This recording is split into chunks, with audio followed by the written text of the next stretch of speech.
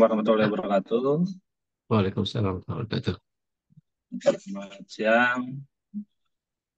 Yang pertama, terhormat eh, Pak Muhammad Sohibuddin yang hari ini akan memberikan materi ya pada siang hari ini. Yang juga saya hormati di sini ada Ibu Tita Nia Aulia selaku Komisi Kemahasiswaan dari Departemen Sains Komunikasi dan Pengembangan Masyarakat. Pada datang Bu Tita. Dan juga tentunya teman-teman mahasiswa semua ini yang mengikuti kegiatan soft skill dari Komisi Kemahasiswaan Departemen SKPM. Baik, teman-teman, hari ini kita akan mendengarkan ya, dan juga tentunya nanti teman-teman bisa berdiskusi dengan Pak Sohib dengan topik penerapan teknik-teknik partisipatoris untuk masyarakat adat. Saya kira bagi teman-teman di sini infonya tidak hanya dari Departemen SKPM, tapi juga ada yang dari luar SKPM yang eh,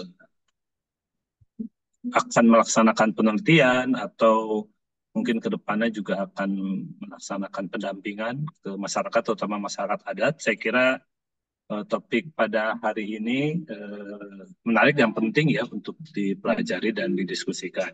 Saya kira karena ini juga di weekend ya, dan suasananya juga suasana di rumah, mungkin teman-teman ada yang di rumah di kampus, ya di kosan. Jadi harapannya bisa lebih interaktif, tidak seperti kalau di kelas. Mungkin teman-teman silakan nanti dalam durasi yang kurang lebih sampai 14.40 ya kita akan melaksanakan diskusi ini. Silakan nanti teman-teman bisa menanyakan pada atau berdiskusi dengan pemateri kita pada hari ini.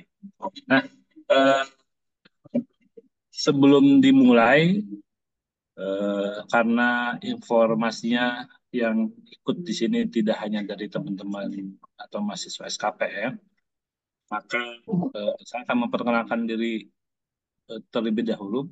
Perkenalkan, nama saya Rajib Gandhi. Saya adalah dosen di Departemen Sains Komunikasi dan Pengembangan Masyarakat yang pada hari ini akan menemani teman-teman untuk memoderatori acara pada siang hari ini. Adapun untuk narasumber kita, pemateri kita hari ini adalah Pak Muhammad Sohibuddin, SAG MSI. Beliau juga adalah dosen di Departemen Sains Komunikasi dan Pengembangan Masyarakat. Nah, ini sudah terpampang biografi singkatnya. Beliau juga Ketua Dewan Pengurus Yayasan Sayogo Inti Utama yang membawahi Sayogo Institute. Jadi teman-teman juga bisa berkomunikasi, berhubungan tidak hanya di kampus, tapi juga di Sayogo Institute. Beliau juga aktif di sana. Ada beberapa tulisan artikel yang sudah ditulis oleh Pak Sohib ini. Dua publikasi terakhirnya adalah berjudul Peran Sumber Daya Alam dalam Dinamika Konflik dan Perdamaian. Ini diterbitkan oleh Sayogo Institute tahun 2024, dan juga ada tulisan Fikih Agraria, sebuah perbincangan ditulis bersama M. Nasirul Haq dan diterbitkan oleh Kasan Ngali Yogyakarta 2022. Mangga nanti rekan-rekan semua jika ada yang ingin berhubungan, berkomunikasi dan menjalin kerjasama lebih lanjut dengan Pak Sohibuddin, mangga untuk bisa berkontak langsung saja. Baik, saya kira kita bisa langsung kita dengarkan ya pemaparan dari Pak Sohib. Nanti setelah pemaparan dari Pak Sohib, mangga teman-teman semua boleh untuk menanggapi, merespon ya, dan mendiskusikan dari pemaparan yang akan disampaikan oleh Pak Sohib. Baik, teman-teman, saya persilahkan. Terima kasih. Assalamualaikum warahmatullahi wabarakatuh. Terima kasih. Assalamualaikum warahmatullahi wabarakatuh. Terima kasih. Assalamualaikum warahmatullahi wabarakatuh. Waalaikumsalam warahmatullahi wabarakatuh. Saya persilakan Pak Sohib untuk menyampaikan pemaparannya. Enggak. Terima kasih Pak Rajib, eh, kolega di Departemen SKPM yang memandu acara di siang hari ini. Juga ada Bu Tita ya selaku Komdik dan para mahasiswa sekalian. Assalamualaikum warahmatullahi wabarakatuh. Waalaikumsalam warahmatullahi wabarakatuh. Waalaikumsalam. Em, ini ada dari berbagai kampus ya. Saya mendapatkan update, jadi disampaikan juga oleh Pak Rajib. Jadi mungkin eh, ada yang sebagian sudah memperoleh materinya atau yang dari SKPM ini belum belum mendapatkan mata kuliah Tekpar ya. Kalau belum berarti belum semua dapat ya. Ya, tapi kalaupun sudah kita penyegaran karena ini diikuti oleh mahasiswa SKPM maupun di luar SKPM, jadi mungkin yang sudah mendapatkan kita akan segarkan kembali dan memang materinya tidak sama persis seperti yang diberikan di mata kuliah teknik-teknik partisipasi. Baik, saya izin share screen ya.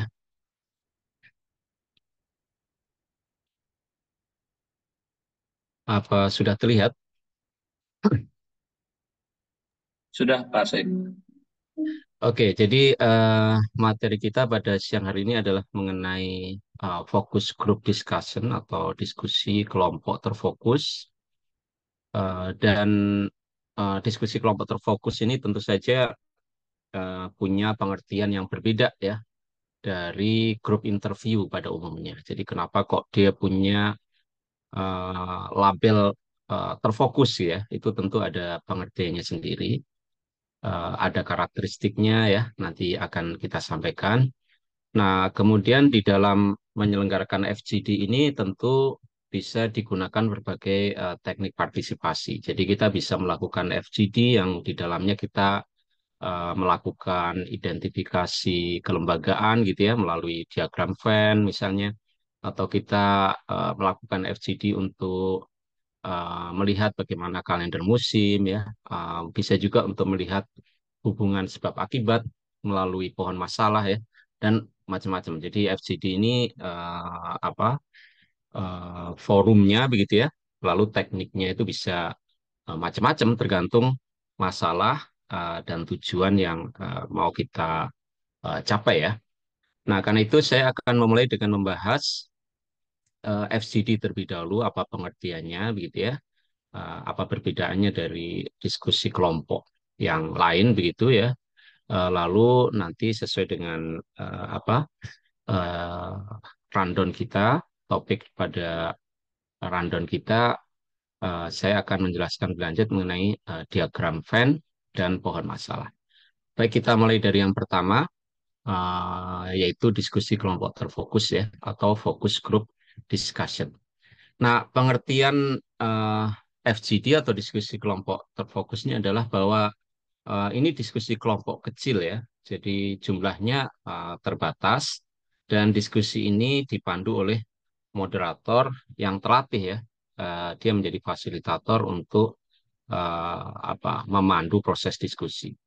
Kemudian perbedaan lain ya, karakteristik yang lain adalah bahwa peserta diskusinya berasal dari latar belakang atau pengalaman yang serupa, jadi cenderung homogen ya. Jadi kalau pesertanya terlalu heterogen, tentu dia tidak bisa dilakukan FGD ya.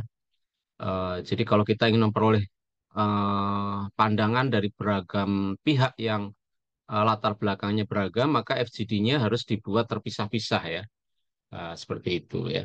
Karena kalau tidak nanti ada kekhawatiran kelompok tertentu yang lebih dominan begitu ya akan menguasai arah diskusi. Jadi misalnya kalau kita mau membuat diskusi misalnya bagaimana eh, perubahan iklim gitu ya dirasakan oleh petani gitu ya.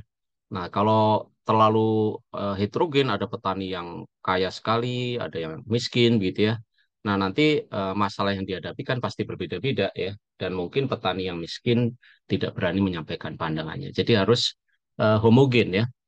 Nah, kalau kita ingin mendapatkan pandangan dari dua kelompok itu ya harus FGD-nya terpisah, gitu ya. Lalu topik yang dibahas tentu sudah harus ditentukan terlebih dahulu, bisa menyangkut gagasan atau konsep tertentu gitu ya, atau program tertentu, misalnya bagaimana penerimaan remaja putri ya untuk suplemen gizi vitamin A ya misalnya, atau mungkin itu lebih cocok untuk ibu hamil misalnya ya. Yaitu berarti program tertentu atau layanan tertentu ya. Misalnya eh, ada jenis layanan tertentu yang diberikan oleh puskesmas gitu ya di posyandu, apakah layanan itu sesuai atau tidak gitu ya. Atau produk tertentu. Jadi kalau di pemasaran misalnya, apakah produk yang dihasilkan itu seperti apa penerimaannya ya, itu bisa juga dilakukan FGD. Nah, ini semua dilakukan itu tujuannya ya untuk menggali dan memahami bagaimana pandangan dari peserta FGD itu ya, pandangannya, perilakunya, apakah mereka mau menerima produk itu atau tidak ya.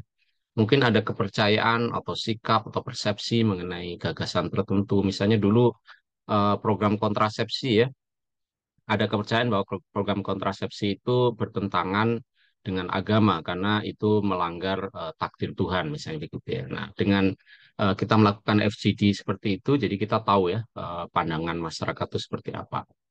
Nah, bisa juga kemudian mengarahkan aksi di masa mendatang ya, kalau kaitannya dengan pelaksanaan program tertentu. Jadi FGD bisa saja berorientasi pada perencanaan lebih lanjut ya, bisa juga sekedar untuk mengeksplor pandangan, gagasan, perilaku yang ada di antara masyarakat ya. Nah, ini kemudian ada beberapa perbedaan ya antara fokus grup ya dengan grup pada umumnya. Jadi kalau disebut terfokus itu berarti diskusinya memang harus spesifik ya, topiknya apa gitu ya. Tidak boleh terlalu melebar ya. Dan karena itu penting untuk moderator yang memfasilitasi itu berpengalaman ya. Kalau belum berpengalaman ya mungkin akan sulit untuk bisa melakukan diskusi secara terfokus ini ya. Tentu pengalaman itu sendiri diperoleh dari proses latihan, ya tidak serta-merta berpengalaman tentunya ya. Mungkin kita bisa menjadi pendamping moderator yang berpengalaman dulu, lalu kita sudah memahami trik-triknya ya, pada akhirnya kita bisa menjadi moderator itu sendiri ya. Kemudian karena dia kelompok terfokus, maka seluruh peserta diharapkan bisa menyampaikan pandangan. Makanya anggotanya tidak boleh terlalu banyak ya di dalam FGD itu ya.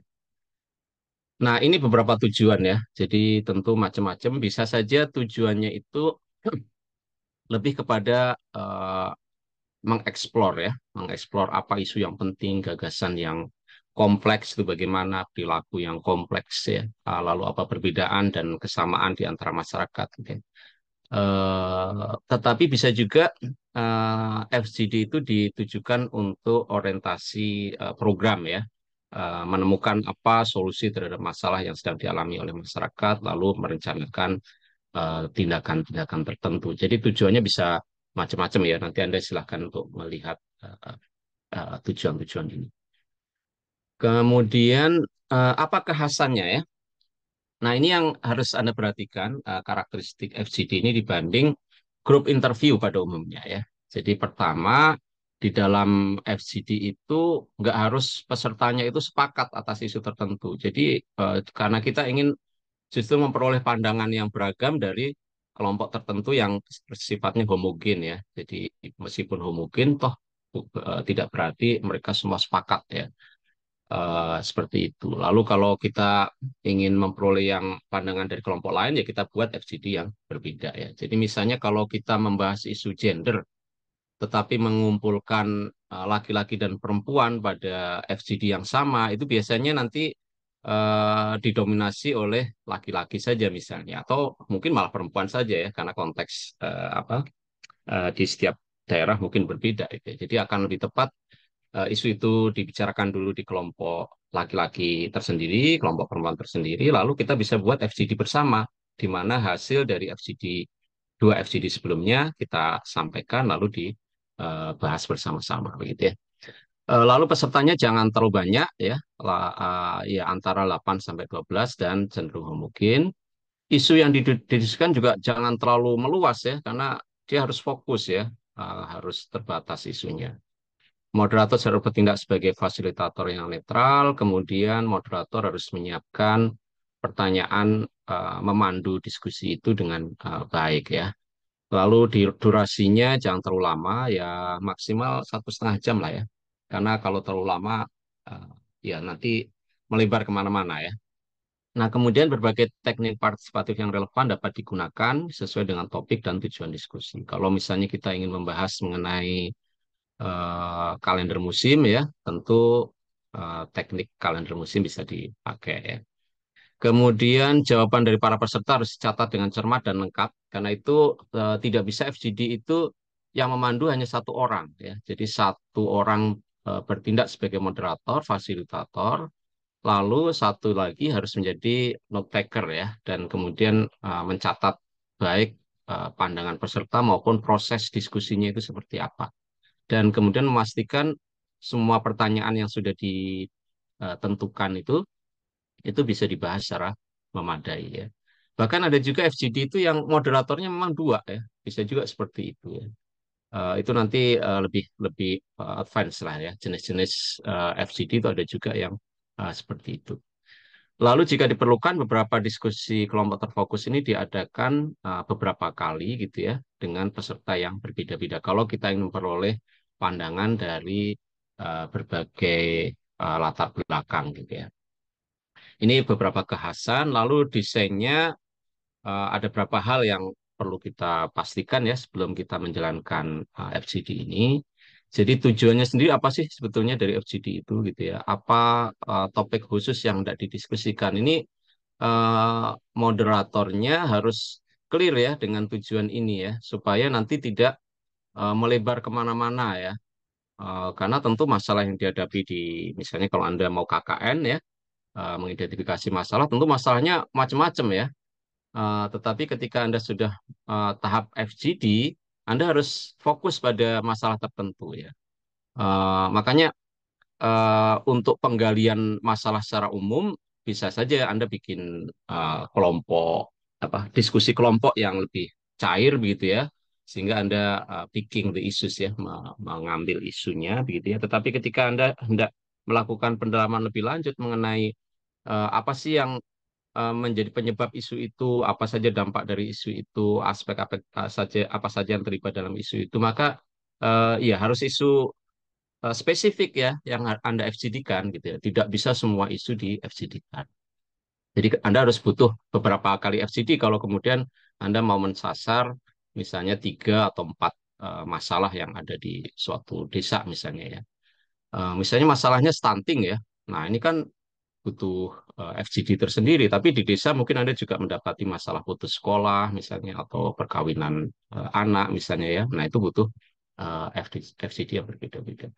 Lalu tujuannya itu untuk apa? Apakah untuk merancang program atau lebih sekedar untuk tujuan penelitian gitu ya, atau untuk rekomendasi untuk perencanaan musrenbang des misalnya gitu. Jadi tujuannya juga harus spesifik supaya sasaran dari kegiatan FGD itu betul-betul tercapai. Nah, kalau Anda sudah punya tujuan khusus, topik khusus, lalu tentu ini kaitannya dengan siapa pesertanya ya. Kalau Anda bicara mengenai defisiensi apa gejala anemia ya pada remaja misalnya ya, maka pesertanya ya harus seperti itu gitu ya. Bagaimana seleksinya? Nah, ini tentu tergantung dari tujuannya juga tadi gitu ya. Jadi kalau tujuannya misalnya untuk menangani problem defisiensi apa makronutrien zinc ya atau iron pada remaja putri ya, berarti kan kelompok itu yang disasar ya. Jadi ini tergantung kepada tujuannya ya. Lalu kategorisasi kelompok diskusi terfokus ya. Tadi saya sudah sampaikan eh, apa FGD itu harus homogen ya. Jadi kalau memang kita ingin mendapatkan pandangan dari berbagai pihak ya harus dilakukan beberapa kali ya. Misalnya kalau program pemerintah untuk menangani defisiensi gizi pada remaja putri kan biasanya lewat sekolah. Nah, mungkin kita bisa bikin dua FGD ya. Satu di antara murid-muridnya, sejauh mana penerimaan mereka. Yang kedua mungkin di antara guru-gurunya, gitu ya. Bagaimana guru-guru memberikan edukasi, gitu ya. Itu berarti dua kelompok, gitu ya misalnya, ya. Jadi kategorisasi dari kelompok-kelompok itu tergantung kepada sejauh mana Anda eh, menentukan tujuannya tadi, gitu ya. Lalu tentu bicara teknis ya, kapan, di mana, berapa kali, berapa lama ya. Nah, ini tahapannya. Di tahap perencanaan tentu ditentukan tujuannya, apa saja informasi yang dibutuhkan sesuai dengan tujuan itu. Kalau topiknya stunting, apa saja yang harus ditanyakan ya. Kalau topiknya pernikahan anak, apa saja yang harus ditanyakan gitu ya. Lalu siapa partisipan ya. Salah ketik ya. Kemudian jumlah dan struktur kelompok diskusinya ya. Kalau memang harus dilakukan berapa kali, berarti ada berapa kelompok ya. Nah, lalu strukturnya ini berarti kategorisasi pesertanya tadi seperti apa. Panduannya harus disiapkan, bahan yang diperlukan juga harus disediakan, mungkin kertas plano, mungkin kartu begitu ya. Mungkin balon ya, itu tergantung teknik yang dilakukan ya. Kemudian semua kebutuhan teknis dipersiapkan dengan baik, ruangannya nyaman ya, jumlah kursinya cukup ya, nah, kira-kira begitu ya. Kemudian di tahap pelaksanaan tentu kita harus bisa mengorganisasikan pelaksanaan diskusi itu secara baik. Diskusi difasilitasi demikian rupa sehingga semua peserta nyaman ya untuk terbuka menyampaikan pandangannya, lalu semua informasi yang diperlukan itu bisa didiskusikan oleh peserta ya. Ini tentu sangat terkait dengan kesiapan kita melis ya apa saja informasi yang diperlukan. Kemudian semua pandangan bisa direcord dengan baik. Lalu kalau terkait dengan program ya, mungkin juga ada pembicaraan mengenai rencana aksi bersama ya di dalam proses diskusi itu. Lalu tentu setelah uh, usai pelaksanaan FGD ada tahap analisis dan pelaporan. Kita menganalisis hasil diskusi, menyusun laporan, dan kemudian juga menyusun rencana aksi dan tindak lanjut. Kalau itu terkait dengan program. Saya agak cepat ya karena kayaknya slide-nya banyak. Ini ada beberapa panduan praktis ya. Ada yang do's and don'ts ya. Apa yang harus dan tidak boleh dilakukan ya. Nah, yang harus dilakukan di awal diskusi Anda harus tegaskan bahwa informasi dari proses diskusi ini sifatnya rahasia. Anda tidak akan membuka identitas pemberi informasi gitu ya. Lalu informasinya juga tidak disalahgunakan. Ya, ini bagian dari protokol etis ya di dalam ketika kita melakukan penelitian ya. Lalu mulailah dengan pertanyaan terbuka yang sifatnya umum ya, jangan langsung spesifik gitu ya. Misalnya kalau Anda eh, berdiskusi di antara ibu-ibu ya untuk membahas mengenai masalah kesehatan ya yang sudah disepakati, misalnya soal stunting gitu ya. Ya jangan langsung tanya apa yang dikonsumsi di rumah tangga kok sampai terjadi stunting gitu kan nggak langsung gitu ya. Jadi sifatnya harus umum supaya peserta bisa menyampaikan pandangan gitu ya. Bahkan mungkin mereka juga protes ya, kok anak saya dianggap stunting padahal tinggi misalnya gitu ya. Jadi itu supaya masing-masing bisa mendapatkan ruang untuk berbicara. Kalau sudah terlalu spesifik, mungkin ada beberapa peserta yang tidak memiliki pengetahuan dan keahlian di bidang yang terlalu spesifik itu. Lalu kalau pesertanya jawabannya terlalu umum, terlalu eh, apa abstrak gitu ya, arahkan untuk bisa memberikan contoh-contoh ya yang lebih spesifik. Dan fasilitator perlu keliling ruangan gitu ya, mungkin eh, tapi memang usahakan format format diskusinya itu lingkaran gitu ya. Lingkaran sehingga tidak perlu berkeliling, tetapi kalau tidak memungkinkan ya usahakan berkeliling ya fasilitatornya yang kemudian aktif supaya mengecek semua pandangan di antara para peserta itu bisa disampaikan. Lalu jika muncul pandangan baru setelah beberapa putaran kok ini kok beda sekali gitu ya. Nah, minta yang bersangkutan untuk menjelaskan dengan lebih rinci ya. Fasilitator juga perlu untuk melihat di antara para peserta itu mana yang kelihatannya belum bicara gitu ya. Nah, dalam hal begitu dorong, beri semangat supaya bisa menyampaikan pandangannya ya. Lalu beri semangat ya dan selalu terima kasih, apresiasi kalau ada peserta yang menyampaikan pandangan. Tentu saja harus netral, simpatik dan menjadi pendengar yang baik ya. Nah, untuk yang tidak boleh dilakukan, tentu saja kita jangan mengajukan pertanyaan yang sifatnya tendensius. Artinya kita sudah memberikan arah ya, bagaimana peserta kemudian menjawab pertanyaan itu karena kita sudah memberi apa ya, ya tendensius lah ya, memberikan arah terhadap jawaban pertanyaan itu ya. Kemudian jangan menanyakan pertanyaan yang jawabannya iya atau tidak ya. Karena ya nanti nggak berkembang diskusinya. Ya. Kemudian eh, jangan mengajukan pertanyaan yang terlalu kompleks. Kalau pertanyaan terlalu kompleks, dipecah ya dalam pertanyaan yang lebih detail ya, lebih spesifik. Makanya di awal sebelum kita FGD, ini harus kita list terlebih dulu ya panduan pertanyaannya itu ya.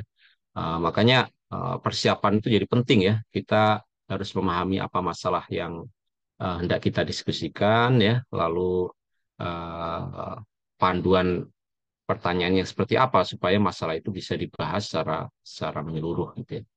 Kemudian jangan menunjukkan keberpihakan pada sudut pandang tertentu ya, apalagi kalau itu uh, apa terkait dengan cultural sensitivities ya, memiliki kepekaan kultural ya. Jadi Anda harus netral ya. Kemudian jangan sampai membuat peserta malu dan kehilangan keberanian ya, karena mungkin pandangannya naif gitu ya. Ya itu naif kan bagi Anda. Jangan-jangan itu adalah sesuatu yang memang berlaku pada si peserta itu, tetapi artikulasinya mungkin tidak pas sebetulnya ya. Jadi jangan kemudian Anda discourage apa peserta itu. Gitu ya. Lalu bisa jadi Anda tidak memahami apa yang disampaikan peserta ya, lalu jangan kemudian malu dan sok sudah paham gitu ya. Tapi meskipun mungkin Anda dianggap naif oleh peserta gitu, kayak gitu kok nggak tahu gitu ya, ya nggak apa-apa Anda tanya ya, apa sih maksudnya gitu ya. Kemudian kalau ada peserta yang mungkin dia memang sangat pemalu gitu ya, ya jangan terlalu dipaksa ya, jangan terlalu dipaksa. Itu beberapa yang tidak boleh dilakukan. Nah, jadi FGD ini kemudian bisa digunakan untuk eh, tujuan yang lebih spesifik ya. Misalnya ketika kita melakukan FGD dalam rangka ingin mengetahui apa saja sih kelembagaan yang ada di masyarakat yang berkaitan dengan isu tertentu gitu ya. Dan eh, sejauh mana kelembagaan itu punya pengaruh yang besar menyangkut isu tertentu dan interaksi di antara mereka seperti apa. Nah, kalau tujuannya seperti itu, maka metode yang kita gunakan adalah diagram Venn ini ya, analisis diagram Venn. Jadi diagram Venn itu adalah satu teknik ya di dalam penelitian partisipatoris yang gunanya adalah untuk mengidentifikasi apa saja kelembagaan yang ada di masyarakat dan hubungan di antara berbagai kelembagaan tersebut ya. Karena itu analisis diagram Venn ini juga sering disebut sebagai diagram kelembagaan. Karena memang fokusnya tujuannya adalah untuk mengidentifikasi berbagai kelembagaan ya yang ada di masyarakat dan peran ya dari kelembagaan itu menyangkut isu tertentu. Nah, diagram Venn ini digambarkan dengan lingkaran ya. Jadi setiap uh, lembaga itu bisa institusi pemerintah, bisa peranata yang hidup di masyarakat, misalnya pengajian gitu ya, atau tradisi tertentu, atau norma begitu ya, atau program yang dijalankan, atau bahkan figur tertentu yang punya pengaruh ya. Nah, itu semua digambarkan dengan lingkaran ya. Yang lingkaran itu ukuran dan jaraknya itu bisa berbeda-beda ya. Nah, kalau lingkarannya itu besar, makin besar maka berarti semakin penting peran dari lembaga atau individu tersebut ya terkait dengan isu tertentu. Misalnya kalau isunya adalah perkawinan anak ya, nah itu peran tokoh agama sangat besar ya, karena biasanya perkawinan anak karena tidak legal menurut hukum, mereka kemudian pergi kepada tokoh agama yang mungkin pemahamannya sempit, sehingga kemudian membolehkan perkawinan di bawah umur itu eh, secara agama gitu ya, tanpa dicatatkan ke KUA misalnya begitu. Jadi tergantung isunya ya begitu. Jadi makin besar berarti perannya makin penting gitu ya. Lalu juga jarak ya. Jadi jarak itu mewakili apakah tingkat pengaruhnya itu tinggi atau tidak. Kalau tadi pernikahan anak, ya kiai itu jadi penting ya tokoh agama itu. Tapi mungkin lembaga lain, misalnya KUD, koperasi begitu ya, mungkin jaraknya jauh karena dia mungkin nggak ada kaitannya. Itu ya. Tapi mungkin juga ada kaitannya kalau ternyata KUD-nya itu koperasi di situ itu ya, entah koperasi apa gitu ya, punya peran penting di dalam misalnya mengentaskan kemiskinan gitu ya, banyak yang bisa mendapatkan manfaat di situ sehingga kemungkinan untuk pernikahan anak mungkin menjadi lebih rendah juga. Jadi ini tergantung pada situasi gitu ya. Lalu bisa juga lingkaran itu tumpang tindih ya. Nah, kegunaannya apa? Diagram Venn ini penting untuk kita bisa mengidentifikasi lalu mempelajari ya persepsi masyarakat lokal tentang institusi yang ada di tengah-tengah mereka ya, terkait dengan isu tertentu ya. Nah, ini panduan untuk melakukan analisis diagram Venn atau diagram kelembagaan ini. Kita tentu harus pertama-tama menjelaskan tujuannya, apakah kita ingin eh, menyelenggarakan kegiatan misalnya edukasi pengelolaan sampah misalnya ya. Nah, siapa sih yang memproduksi sampah di sini? Bagaimana sampah itu kemudian diolah dan segala macam ya. Nah, itu eh, kita membuat daftar ya, berbagai lembaga, individu, dan lain-lain sesuai dengan tujuan kegiatan. Lalu setelah kita jelaskan tujuan itu, kita bisa minta peserta diskusi itu untuk menulis atau menggambar pada kartu-kartu kecil yang telah kita berikan ya. Kalau memang mereka buta huruf, bisa saja mereka suruh menggambar ya lembaga apa yang mereka maksud gitu ya. Kalau kiai mereka menggambar orang yang pakai songkok misalnya begitu ya. Jadi supaya setiap peserta bisa menyampaikan pandangan meskipun dia tidak melek huruf ya. Kemudian setelah semuanya membuat list begitu, lalu kita minta mereka untuk menempelkan kartu itu pada variabel yang kita teliti ya. Misalnya ya tergantung topiknya tadi ya. Lalu tingkat pengaruh yang dirasakan itu seperti apa ya. Itu akan menentukan eh, besar kecilnya lingkarannya nanti gitu ya. Itu kita minta untuk mereka menentukan ya. Lalu sejauh mana eh, masing-masing lingkaran yang sudah kita identifikasi itu berkaitan dengan variabel yang kita teliti, apakah pengaruhnya langsung atau tidak langsung gitu ya, apakah signifikan atau tidak gitu ya. Itu dengan menempelkannya pada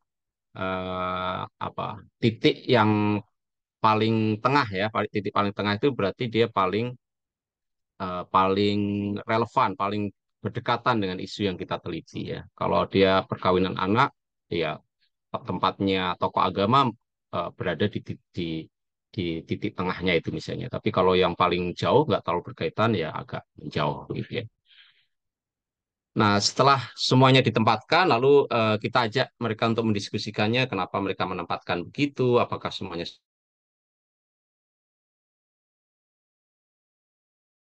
dekat atau di tengah atau paling jauh begitu ya. Sehingga setelah mereka semua setuju, kemudian kita bisa memperoleh gambarannya ya. Bisa juga terjadi ada lembaga atau individu yang berinteraksi dan bersinggungan ya, maka dia akan terjadi tumpang tindih ya. Dan itu artinya di antara lembaga itu terjadi tingkat interaksi yang kuat menyangkut isu yang kita diskusikan tadi ya. Setelah itu ya kita cek lagi apakah mereka sudah oke dengan penyajian itu ya, lalu kita catat diskusi mereka. Lalu disalin ya. tadi kan masih kertas-kertas yang tertempel gitu, lalu disalin dalam kertas yang lebar, kertas plano ya. Lalu identitas kegiatan, nama desa dan seterusnya ditulis ya. Nah, kira-kira ya tentu ketika Anda menjalankan diagram Venn ini tidak terlepas dari metode-metode yang lain ya, sehingga Anda perlu melakukan triangulasi juga dengan metode yang lain. Atau Anda melakukan triangulasi dengan diskusi serupa ya, dengan FGD juga menggunakan diagram Venn, tapi kelompoknya berbeda ya, sehingga kemudian Anda memperoleh gambaran yang lebih akurat ya. Nah, ini contoh penyajiannya ya. Jadi lingkaran yang paling besar itu tentu masyarakat desa di mana kita sedang melakukan penelitian itu. Tentu masyarakat desa ini bisa saja kecil bisa besar ya. Apakah Anda memaksudkannya desa secara keseluruhan yang mungkin terlalu besar juga gitu ya. Ya tergantung tujuan ya. Atau Anda pada dusun tertentu atau pada RT tertentu gitu ya. Itu tergantung ya. Jadi ini Anda melihat bahwa mungkin ini apa diagram Venn yang kaitannya dengan program pemerintah ya, sepertinya begitu ya. Sehingga peran pemerintah di sangat sentral, dia ada di tengah dan lingkarannya cukup besar. Lalu program itu mungkin banyak berkaitan dengan remaja sehingga Karang Taruna juga terlibat di situ. Lalu ada tokoh-tokoh masyarakat baik yang berhimpun di LMD maupun kiai ya. Tetapi ada yang lain yang meskipun pengaruhnya besar tetapi tidak tidak terlalu terkait dengan program ini ya. Misalnya PKK ini lingkarannya sebenarnya cukup besar ya dan dia beririsan dengan Posyandu selalu begitu ya. Nah, Posyandu banyak sekali didorong oleh PKK gitu ya. Tetapi dalam kaitan dengan isu yang dikaji di sini dia agak keluar ya. Begitu juga DPR ini. Jadi ini salah satu contoh dan Anda lihat bagaimana ada irisan-irisan juga di antara berbagai lembaga itu. Nah, ini beberapa keunggulan. Jadi, diagram Venn ini bisa membuat visualisasi yang sederhana, tapi orang bisa langsung menangkap ya dari gambar ini langsung kelihatan nih apa saja lembaganya, interaksinya seperti apa di antara lembaga itu, kekuatan pengaruhnya langsung bisa Anda lihat dari besar kecilnya lingkaran ya. Jadi itu apa keunggulannya. Lalu Anda bisa menggunakan material lokal ya untuk mendorong masyarakat mengidentifikasi lembaganya ya. Sehingga misalnya bahkan kalau pesertanya tidak melek huruf pun mereka bisa mengikuti proses ini ya. Jadi kalau misalnya mereka juga nggak pandai menggambar, untuk menggambarkan besar kecilnya lingkaran, Anda bisa menggunakan misalnya batu yang ukurannya berbeda-beda misalnya dan seterusnya. Jadi bisa seperti itu. Lalu diagram Venn ini juga banyak digunakan secara meluas ya. Jadi ini juga menunjukkan bahwa diagram Venn ini bisa digunakan untuk berbagai tujuan dan bisa dibuat modifikasi-modifikasi ya. Jadi ini beberapa keunggulan, lalu tentu ada keterbatasan ya. Nah, diagram Venn ini biasanya terlalu terlalu ribet ya. Kalau isunya itu sangat melibatkan multi lembaga misalnya ya. Misalnya ketika Anda bicara mengenai eh, apa misalnya ya eh, mata rantai minyak goreng yang langka gitu misalnya ya. Itu sulit karena apa? Nanti kita diskusi mengenai analisis sebuah masalah ya. Jadi masalah itu ternyata eh, keterlibatan kelembagaannya tidak hanya berhenti di desa itu gitu ya. Karena kelangkaan minyak goreng itu mata rantai pasoknya panjang gitu ya. Sehingga ketika dibuat analisisnya pertama masyarakat tidak bisa mengidentifikasi siapa saja kelembagaan yang terlibat dan kalaupun diidentifikasi semua ya terlalu banyak ya. Sehingga itu akan sulit ya. Nah, apalagi kalau fasilitatornya tidak berpengalaman ya, sehingga tidak bisa menjelaskan bagaimana diagram ini mesti disajikan ya. Kemudian ini selalu apa? Selalu menjadi isu ya, dan biasanya kalau fasilitatornya tidak berpengalaman, jadi agak susah untuk menggali informasi ini ya. Misalnya kalau kita bicara mengenai tadi itu ya perkawinan anak gitu ya kan itu kan masalah yang sensitif ya sehingga bisa saja ada pihak-pihak tertentu yang kemudian merasa tidak berani ya menyampaikan masalah ini ya. Sehingga kemudian yang muncul di dalam identifikasinya adalah lembaga-lembaga atau individu-individu yang ya biasa saja tetapi yang sebetulnya sangat penting tapi orang takut pada pihak itu gitu ya. Biasanya kemudian tidak disampaikan ya. eh ini kita lanjut semua dulu atau kita stop per metode atau bagaimana, Pak Rajin? Baik. Eh, Mungkin kalau ada rekan-rekan yang mau bertanya boleh. Mungkin biar tidak Ya, terlalu ini banyak lupa nanti. silakan. Iya, Silakan rekan-rekan semua. Tadi sudah ada dua teknik ya terkait dengan FGD dan diagram Venn yang biasa dilakukan dalam pengambilan data kualitatif dan sering dilakukan banyak ya. Tadi sudah disampaikan bagaimana hal-hal apa yang perlu diperhatikan dan bahkan sampai keterbatasan dari setiap teknik tersebut. Mangga dari rekan-rekan semua, ini apakah masih menyimak? Di sini sudah bertambah yang pesertanya. Gimana? Masih pada nyimak gak nih? Di sini yang saya kenal Didi ya. Didi masih monitor? Ayu Mulyana masih menyimak? Masih ya. Ada pertanyaan dari rekan-rekan semua? Atau sudah paham? Hai, ada pertanyaan? Didi, ada Eh, pertanyaan? baik Bapak Silakan ada kalau ada sedikit. pertanyaan. Ya, Hai. baik Bapak, terima kasih banyak atas kesempatannya. Saya izin bertanya, mungkin dalam pelaksanaan FGD atau mungkin dalam yang lainnya juga kan terkadang ketika kita turun di lapangan itu ada kelompok-kelompok tertentu yang mungkin tidak satu pemikiran dengan kita sehingga dan kita juga tidak tidak apa ya tidak tahu pasti bahwa di lapangan itu keadaannya itu seperti apa gitu karena kadangkala mungkin ada kelompok-kelompok tertentu yang berseberangan dengan eh, ya mereka berbeda pendapat gitu. Mungkin yang ingin saya tanyakan adalah bagaimana caranya kita memposisikan diri supaya kita tetap bersikap netral gitu. Jadi kita tidak memihak kepada salah satu kelompok gitu dalam pelaksanaan baik itu FGD maupun dalam pembuatan diagram pen gitu. Mungkin itu dari saya pertanyaannya. Terima kasih. Baik, terima kasih. Baik. Mangga mungkin Pak Soeb langsung dijawab saja. baik, terima kasih. Ai Mulyana ini dari SKPM atau dari SKPM. mana ini?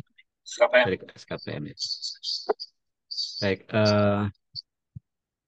ya salah satu tahapan yang penting sebelum kita melakukan FGD apapun itu kita harus memperoleh informasi awal ya. Jadi nggak bisa ujuk-ujuk ya langsung FGD. Sebelum Anda mungkin melakukan wawancara kepada informan dulu gitu ya untuk memperoleh gambaran awal mengenai profil masyarakat di sini seperti apa, siapa yang berpengaruh ya, masalah apa sih yang banyak dihadapi gitu ya. Karena apa? Karena ketika Anda melakukan FGD sendiri kan Anda sudah menentukan isu apa yang mau dibahas toh. Artinya apa? Artinya sebelum Anda sampai pada tahap FGD memang sudah melakukan penggalian data awal terlebih dahulu. Jadi itu sangat penting untuk kemudian tadi itu ketika Anda mau FGD, Anda sudah menyiapkan dulu ya topiknya apa, tujuan dari FGD itu mau dilakukan dalam rangka apa ya. Kemudian tadi itu Anda sudah punya peta mengenai peta sosialnya ya, sehingga penentuan dari kelompok-kelompok FGD-nya itu memang sudah diusahakan homogen ya. Jadi jangan Anda menyatukan tokoh yang berpengaruh begitu ya dengan masyarakat biasa yang kalau ada tokoh itu ya udahlah Bapak aja, Ibu saja yang bicara, kami ikut aja. Pasti akan bias ya. Jadi itu yang penting sebelum melakukan FGD memang sudah ada persiapan terlebih dahulu ya. Sehingga ketika sudah masuk ke FGD sudah diskusi yang lebih mendalam, lalu pesertanya sudah relatif homogen ya. Ya tentu kita tidak bisa memastikan 100% bahwa persiapan kita akan sempurna, bahwa di antara pesertanya itu tidak ada yang berseberangan, ya tidak mungkin begitu ya. Tetapi kalau Anda tidak punya pemetaan terlebih dahulu, ya pasti nanti akan jadi masalah. Lalu tentu saja ini terkait dengan ini apa dengan kemampuan kita sebagai peneliti untuk selalu bersikap netral ya, bersikap netral. Jadi pisahkan antara pandangan pribadi Anda sebagai seorang apa peneliti ilmuwan gitu ya, yang mungkin Anda punya punya posisi tertentu secara teoritis ya atau secara aksiologis itu ditahan dulu ya. Istilahnya itu di tanda kurung dulu, bracketing ya, kita tanda kurung dulu. Ya, posisi itu tidak boleh Anda tunjukkan ya. Sebagai fasilitator, tugas Anda adalah memastikan semua peserta di dalam FGD itu bisa bersuara, menyampaikan pandangan sesuai dengan persepsi dan keyakinan mereka secara terbuka ya, tanpa merasa sungkan ya. Kalau tidak setuju pada peserta yang lain bisa disampaikan dengan terbuka gitu ya. Nah, kalau kemudian dari situ nanti Anda punya pandangan tersendiri, itu dilakukan ketika Anda tahap menganalisis kan. Tetapi kalau pada saat diskusi FGD itu ya Anda harus netral, biarkan semuanya untuk menyampaikan pandangan meskipun itu berbeda-beda. Kalau Anda kemudian merasa, oh kok FGD ini kayaknya tidak bisa menangkap situasi yang lebih lengkap nih, karena dari wawancara informan sebelumnya ada macam-macam kontroversi gitu ya. Berarti apa? Berarti Anda butuh FGD dengan kelompok yang berbeda kan begitu ya, yang mewakili pandangan itu gitu ya. Jadi itu semua kemudian Anda memperoleh informasi yang lebih lengkap dari berbagai kelompok diskusi itu, dan ketika tahap analisis ya Anda punya data material yang diperoleh dari berbagai kelompok itu gitu ya. Nah, jadi tugas Anda pada saat memandu FGD-nya nggak boleh menunjukkan preferensi tertentu ya. Oh, Anda tidak setuju pada perkawinan anak misalnya ya. Ya tentu tidak boleh dinyatakan, tetapi kan Anda tugasnya adalah memahami kenapa kok fenomena ini terjadi gitu ya. Apa sih yang menjadi masalah gitu ya. Kenapa kok ada keluarga-keluarga yang uh, membiarkan anaknya menikah lebih awal gitu ya. Ya itu justru yang harus Anda tangkap gitu ya. Kira-kira begitu ya. Jadi siapa? Ai Mulyana. Terima kasih. Dari saudari Ai, ada respon kembali? Tidak. Baik Bapak, terima kasih banyak atas jawabannya. Baik, terima Ya, kasih. sama-sama. Silakan rekan-rekan yang lain. Jika ada yang mau bertanya, tadi Ai sudah kami tanya terkait dengan hal-hal yang biasa terjadi ya dalam pengadilan FGD. Baik, silahkan. Karena memang biasanya gitu ya Pak Soeb ya. Saya juga pernah tuh ketika FGD mengundang beberapa tokoh masyarakat, lalu Pak Kadesnya ikutan, dan akhirnya Pak Kadesnya menjadi dominasi. Nah Dominasi. itu apa? Kalau kita merasa itu Suaranya hilang, Pak Rajib. Suaranya kok hilang tadi? Bisa diulang? Kang Rajib suaranya putus-putus, terus nggak bulat.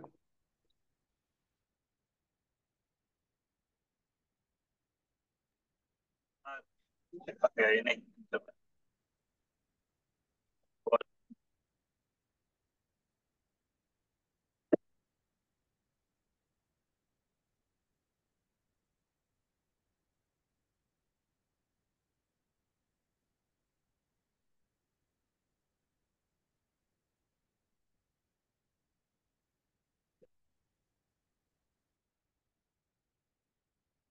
Izin, suara saya udah terdengar lagi, Mas. Oke, Ya, udah, ya, sudah. udah. Oke, baik.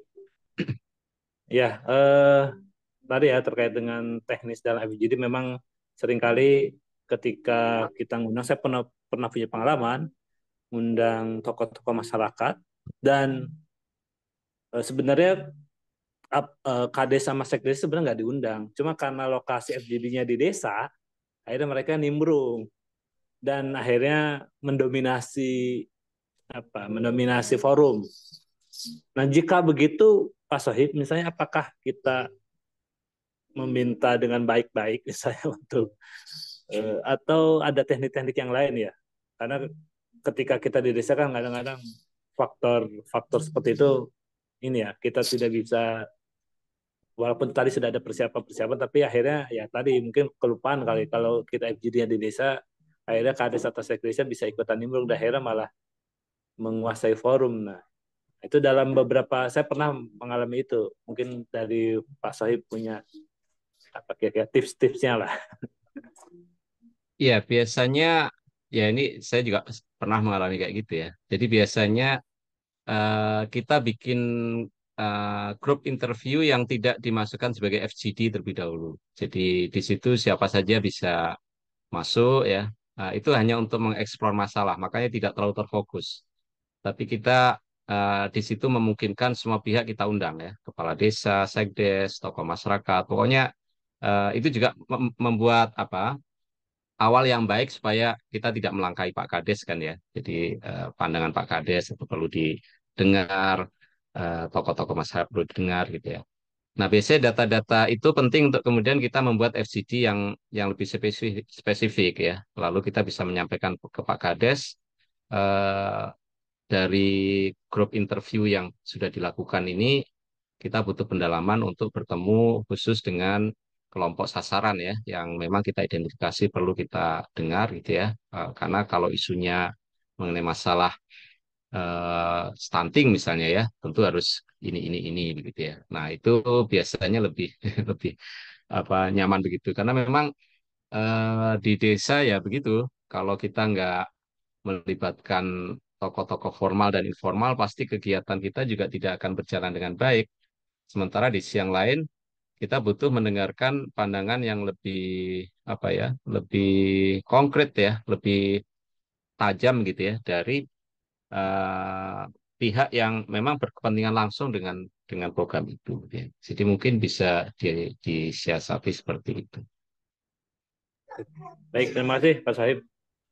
Saya kira bisa ya, tadi teman-teman juga, jika teman-teman nih mungkin mau melakukan penelitian skripsi ya, atau bahkan KKN, nanti jadi banyak melakukan FGD.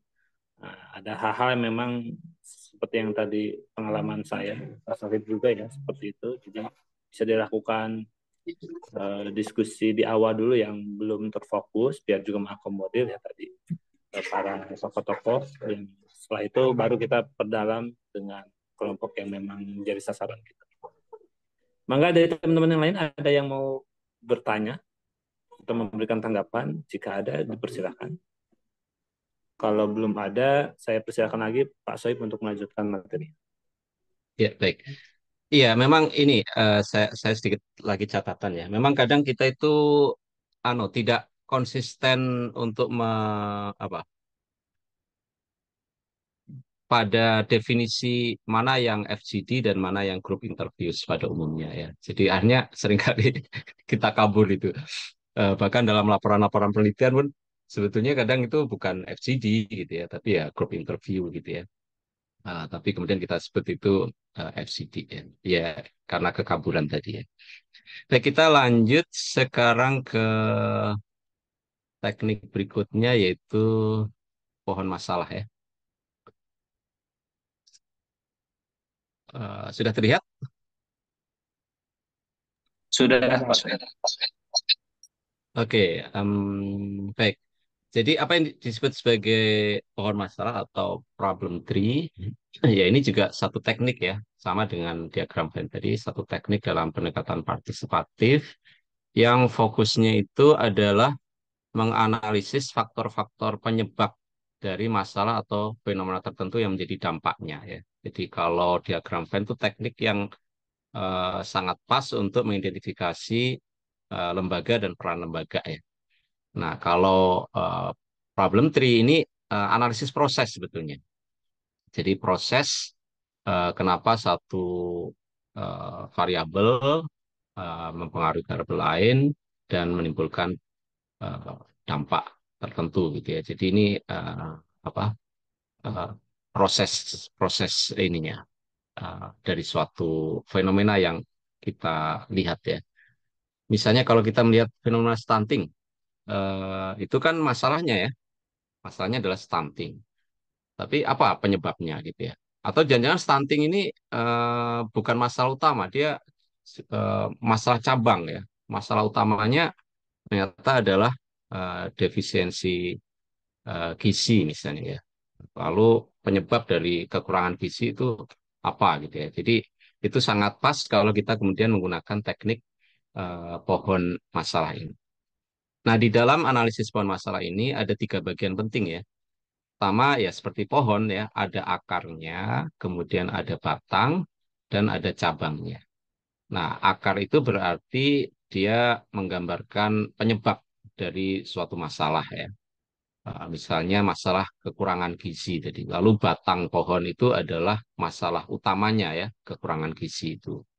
Lalu cabang dari eh, kekurangan gizi ini ya macam-macam ya. Kalau kekurangan gizinya terkait nutrisi mikroyodium misalnya ya, dia penyakit gondok. Kalau eh, anemia begitu ya, kekurangan asam folat atau apa mungkin itu berpengaruh kepada ibu hamil sehingga anaknya uh, lahirnya tidak baik gitu ya. Jadi itu kita kemudian bisa menentukan mana akar, mana masalah dan mana dampaknya ya. Nah, kalau kita bisa memetakan itu, maka kita bisa mengidentifikasi kalau masalahnya ini sebetulnya akar masalahnya apa sih gitu ya. Sehingga kita tidak salah melakukan intervensi ya. Jadi eh, jangan seperti iklan itu ya, apapun makanannya, minumnya harus teh tertentu itu gitu ya. Jadi kayaknya semua masalah solusinya sama gitu. Nah, ini penting kemudian kita menggunakan metode ini. Nah, ini kegunaannya. Jadi secara visual dengan menyajikannya dalam bentuk pohon itu kita bisa memperlihatkan apa sih penyebab suatu masalah, lalu apa akibatnya, lalu keterkaitannya seperti apa ya. Dan dengan begitu karena disajikan secara visual bisa membantu masyarakat untuk memahami ya apa yang menjadi suatu isu ya, masalah atau fenomena tertentu. Kemudian juga kalau kita sudah bisa memetakan itu, maka alternatif tindakan yang lebih tepat bisa kita diskusikan dengan masyarakat ya. Jadi apa masalahnya, lalu apa penyebabnya ya. Dan itu macam-macam ya. Di pedesaan mungkin kita bisa melihat masalah kemiskinan atau buta huruf atau beberapa waktu lalu ya banyak sekali kebakaran hutan atau deforestasi ya. Macam-macam ya. Ini masalah yang ada di masyarakat yang mungkin Anda temukan ya saat penelitian atau saat mungkin ada KKN ya, seperti itu. Eh, Nah, ini visualisasinya ya. Jadi kita punya batang, disitulah sebetulnya masalahnya gitu ya. Lalu masalah ini tentu punya penyebab ya. Inilah akar masalahnya dan bisa saja satu masalah itu disebabkan oleh banyak akar masalah ya. Masalah kekurangan gizi itu mungkin ada kaitan dengan akar masalah eh, pendapatan gitu ya. Jadi karena keluarganya miskin, dia tidak bisa memenuhi kebutuhan nutrisi dari anggota keluarganya gitu ya. Tapi ternyata di antara keluarga yang berkecukupan pun banyak terjadi masalah kekurangan gizi itu ya. Oh, ternyata ini ada masalah lain yaitu pola konsumsi ya, pola konsumsi mungkin juga pola asuh dalam keluarga gitu ya atau mungkin tidak teredukasi ya kurangnya edukasi mengenai nutrisi gitu ya, mengenai gizi ya. Jadi penyebabnya harus kita lihat betul sebetulnya apa ya dan bisa saja itu kombinasi dari berbagai masalah ya. Jadi dengan mengidentifikasi masalah secara lebih jelas maka intervensinya juga lebih lebih tepat ya atau kita kemudian harus memikirkan kombinasi dari berbagai intervensi ya sehingga tidak mungkin misalnya masalah gizi ini hanya diselesaikan oleh puskesmas ya.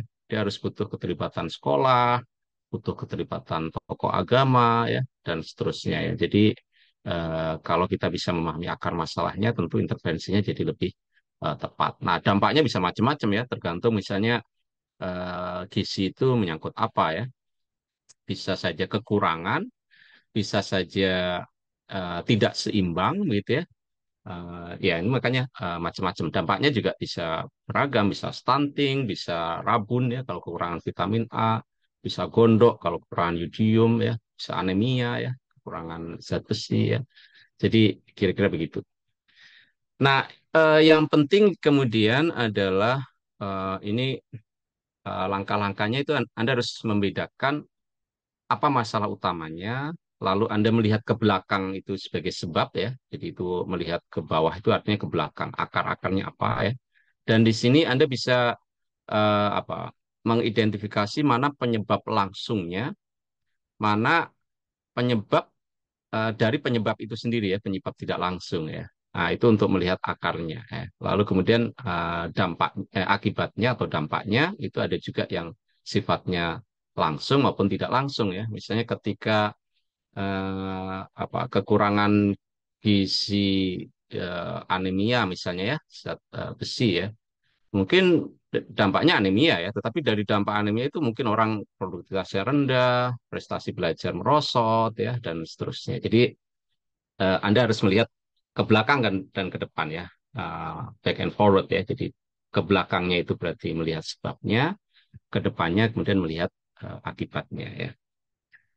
Nah, kemudian ini beberapa panduan praktisnya ya. Jadi kira-kira alurnya begitu ya ketika kita mencoba untuk melakukan apa teknik pohon masalah ini. Nah, ini beberapa panduan praktisnya. Tentu Anda harus tentukan dulu topik dari diagram sebab akibat ini mau membahas apa nih? Apakah perkawinan anak, apakah stunting, apakah deforestasi, ya macam-macam. Ini harus disepakati, harus ditentukan. Nah, bagaimana menentukannya? Tentu saja tadi itu seperti saya sampaikan, sebelum melakukan FGD dengan pohon masalah ini kan Anda sudah mengumpulkan data terlebih dahulu ya. Tidak mungkin Anda langsung FGD ini ya. Data awalnya bisa melalui wawancara mendalam dengan informan, bisa dengan mempelajari data sekunder ya. Misalnya Anda pergi ke puskesmas, bagaimana sih kondisi gizi di wilayah layanan puskesmas itu. Anda bisa juga membuat grup interview terlebih dahulu yang lebih cair begitu ya, sehingga Anda punya pemetaan masalah gitu ya. Lalu Anda memilih ya masalah yang menurut diskusi kelompok tadi kayaknya paling urgent, misalnya begitu ya. Kemudian setelah itu Anda harus menjelaskan kepada peserta topik ini dan bahwa kita melakukan FGD ini bertujuan untuk menjelaskan proses sebab akibat ya dari masalah yang sedang kita teliti. Masalah yang kita teliti misalnya masalah kekurangan gizi ya. Apa sih yang menurut peserta itu menyebabkan kok kondisi gizinya itu bermasalah ya. Lalu apa akibat dari kekurangan gizi itu. Jadi setelah Anda jelaskan, Anda beri kesempatan peserta untuk bertanya apa sudah paham ya dengan topik yang mau didiskusikan. Lalu Anda jelaskan juga alurnya ya. Alurnya setiap peserta dikasih selembar kertas ya. Mungkin dengan warna yang berbeda, satu warna untuk menjelaskan sebab ya, misalnya warna warna merah ya, itu untuk menjelaskan sebab apa saja sebabnya. Itu tulis saja setiap sebab itu satu kartu gitu ya. Lalu apa akibatnya ya? Setiap akibat satu kartu dengan warna misalnya kuning misalnya ya. Masalahnya warnanya misalnya apa ya hijau atau apapun lah ya. Pokoknya warnanya beda supaya terlihat atau masalah utamanya tidak perlu kartu karena itu topik yang dibahaskan ya. Nah, lalu mulai dulu dengan menanyakan penyebab ya. Jadi suruh mengisi kartu yang warna merah terlebih dahulu. Jadi apa sih yang menyebabkan kok kekurangan gizi bisa ada di keluarga mereka atau tetangga mereka, di anak mereka atau tetangganya ya. Pokoknya suruh mereka untuk mengidentifikasi dengan mengacu kepada kasus konkret yang mereka lihat ya. Jadi jangan mereka-reka ya. Jadi minta mereka untuk menjelaskan kasus konkret. Tadi saya lupa menyampaikan juga ya. Jadi seringkali kan kita terpapar oleh banyak informasi ya. Lalu warga desa, oh stunting itu karena ini karena dia mendengar informasi dari televisi atau dari penyuluhan atau segala macam ya. Tetapi supaya kita bisa memahami betul-betul penyebabnya ya, karena ini harus konkret, namanya juga penyebab itu kan beda-beda di setiap lokasi. Jadi eh, di dalam mengantarkan itu ajak para peserta untuk mengacu kepada kasus-kasus yang mereka eh, identifikasi ya. Misalnya mereka mungkin ada juga yang menjadi kader posyandu gitu ya, sehingga mereka tahu kasus-kasus tertentu. Oh, keluarga A ini karena masalahnya kemiskinan, mungkin yang lain karena orang tuanya kaya tapi sibuk, nggak pernah ngurusin anaknya, sehingga anaknya diserahkan kepada pembantu, sehingga pembantu yang tidak punya edukasi ya tentu tidak bisa memberikan pola konsumsi yang seimbang, misalnya begitu ya. Jadi harus spesifik ya, tidak boleh terlalu sebabnya terlalu abstrak, nanti tidak akan berguna ya di dalam analisis kita. Nah, setelah semua sebab diidentifikasi, lalu mereka suruh membuat daftar mengenai akibat ya dari kekurangan gizi itu dengan kertas yang warnanya berbeda. Nah, setelah dikumpulkan begitu ya, lalu minta masing-masing untuk presentasi ya, apa saja sih sebab yang mereka identifikasi, mungkin ada yang sama, ada yang berbeda, mungkin ada diskusi begitu ya di antara mereka. Oh, kayaknya ini sebab yang juga terjadi, tapi kok nggak muncul di dalam kartu nama tadi ya, bisa ditambahkan gitu ya. Mungkin ada beberapa yang sama sehingga cukup dikelompokkan menjadi satu penyebab gitu ya. Lalu mungkin ada yang sifatnya penyebab langsung, ada yang tidak langsung sehingga rangkaiannya harus dibuat lebih mundur ya kalau penyebab tidak langsung ya dan seterusnya dan seterusnya. Jadi Anda kemudian bisa melakukan diskusi semacam itu. Lalu oh ini kebalik ya. Nomor 5 ini kebalik, mestinya di awal ya, kartunya dibagikan tadi di awal, nanti saya perbaiki.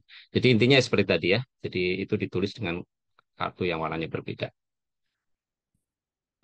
Nah, kemudian setelah itu kita akan mengajak mereka untuk apa,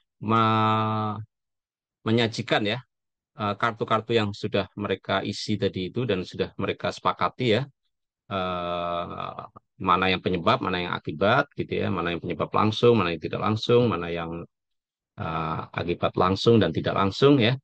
Lalu Anda menggambar pohon ya. Jadi Anda harus jelaskan ya, pohon itu akarnya begini-begini ya. Ada yang langsung dan tidak langsung, akibatnya juga begini cabang-cabangnya itu ya. Anda harus jelaskan itu. Sehingga nanti ketika kita ajak mereka untuk menaruh masalah-masalah itu, mereka bisa memahami ya. Jangan sampai kemudian yang warna merah ditaruh di akibat gitu ya. Nanti jadi confusing ya. Kira-kira begitu. Nah, setelah disajikan semua, kelihatan petanya begitu ya di dalam suatu apa bagan pohon. eh, kita ajak untuk mendiskusikan. Nah, sekarang dengan warna yang berbeda, berarti sekarang membahas akibat ya. Kalau tadi sudah membahas sebab, sudah selesai, semuanya sudah oke ya, nggak ada lagi tambahan. Kemudian kita ulangi prosesnya dengan akibat ya. Sehingga dengan proses itu kita punya gambar yang lengkap, penyebab di satu sisi dan akibat di sisi bawah dan akibat di sisi atas ya. Nah, setelah gambarnya lengkap, kita ajak lagi diskusi seluruh peserta apakah gambaran yang ada di apa pohon masalah itu sudah sesuai dengan apa yang mereka lihat, apa yang mereka alami ya di desa mereka ya. Lalu kita persilakan kalau memang ada yang perlu dikoreksi, kalau mungkin masih ada tambahan ya, itu bisa dicantumkan di situ. Ya. Lalu supaya pohon masalah tadi terinternalisasi ya, dan itu menjadi bagian dari pengetahuan mereka, bukan hanya pengetahuannya kita sebagai peneliti, minta salah satu mereka untuk bisa menjelaskan diagram tersebut supaya informasi yang mereka gali di antara mereka sendiri itu terinternalisasi juga di mereka ya.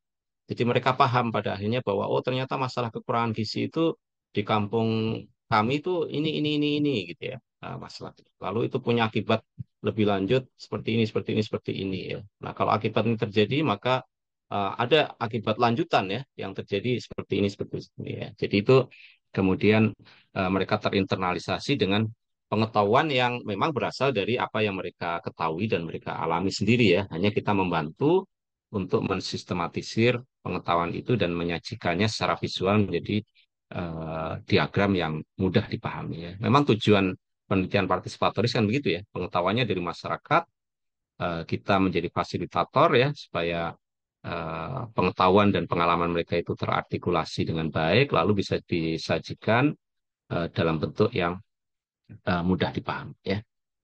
Lalu lakukan triangulasi dengan diagram sebab akibat ya. Ini ya mungkin ini bukan hanya desa ya. Kalau sasarnya beberapa desa maksudnya desa, tapi bisa juga antar kelompok ya. Seperti tadi saya sampaikan FGD kan bisa dilakukan di beberapa kelompok. Misalnya Anda memulai diskusi mengenai masalah kekurangan gizi ini pada kelompok ibu-ibu ya misalnya. Lalu mungkin Anda bisa mengajak diskusi dengan remaja putri ya usia SMP SMA ya. Kenapa kok remaja putri usia SMP SMA itu perlu jadi sasaran khusus? Karena mereka kan nantinya yang akan menjadi ibu ya. Kalau kondisi kesehatan mereka nggak bagus, itu akan berpengaruh kepada bayi yang nanti akan mereka lahirkan ya. Sehingga kalau remaja putri itu kekurangan gizi, itu dampaknya jangka panjang gitu ya. Nah, sehingga mungkin Anda membuat diskusi khusus juga misalnya dengan remaja putri ya, sehingga kemudian nanti informasi dari dua FGD ini bisa saling melengkapi satu sama lain ya, ada triangulasi di situ ya. Nah, ini contoh penyajiannya ya, ini apa yang dibahas ya. Jadi masalah utamanya ini sebetulnya adalah masalah lingkungan ya, dan itu kaitannya dengan sampah ya. Jadi ada pencemaran lingkungan akibat sampah yang menumpuk dan itu adalah karena rendahnya partisipasi masyarakat dalam penyelenggaraan bank sampah ini ya. Nah, ini masalahnya ya, masalah lingkungan yang ditimbulkan oleh sampah. Nah, kenapa eh, partisipasi masyarakat rendah ya? Nah, ini dilihat ke belakang ya. Ternyata jarak antara TPA ya, tempat pengumpulan akhir dengan pengumpulan sementara itu jauh dari pemukiman warga gitu ya. Sehingga ya hanya warga membuang sembarangan gitu ya. Lalu mungkin juga perilaku di dalam pengelolaan sampah ini kondisi penyebab infrastruktur kan ini ya. Kalau ini perilaku ya, perilaku. Jadi tidak sadar untuk mengolah sampah, lalu kebiasaannya membakar sampah supaya mengurangi volume sampah mereka bakar, lalu tidak ada SDM yang mengambil sampah ya. Nah, jadi ini ada rentetan penyebab ya yang sifatnya tidak langsung juga ya. Jadi ini Anda bisa lihat ya akar ke belakangnya itu apa gitu ya. Lalu ini akar masalah yang kaitannya dengan perilaku, lalu ternyata tidak ada insentif ya.